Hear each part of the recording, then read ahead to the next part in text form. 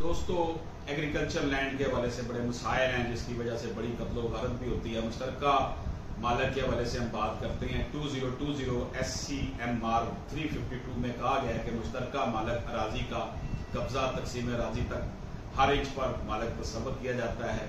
इसी तरह 2020 PCRLJ 721 में ये कहा गया है कि तमाम मुश्तरका मालकान अराजी के मालक तस्वर होंगे जब तक कि अराजी लैंड रेवेन्यू एक्ट 1967 की दफा 135 के तहत तकसीम ना हो।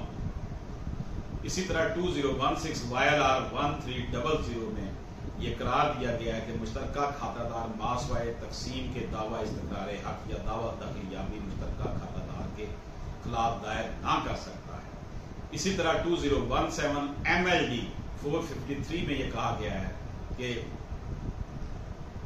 बिला तकसीम मुश्तरका खातादार को इसके ज़ेरे कब्जा रकबा से बेदखल ना किया जाएगा। ये अगर किसी के ज़ेरे कब्जा रकबा है और अभी खाता तकसीम नहीं हुआ तो फिर उसको उससे डिस्पोजेस नहीं किया जा सकता। बड़ी इंपॉर्टेंट जजमेंट है। इसी तरह 2018 CLC 608 में यह कहा गया है कि मुश्तरका खेवट में एक खेवटदार का कब्जा तमाम खेवटदारों का कब्जा तस्वर किया जाएगा। इजाजत दीजिए। अल्लाह हाफिज।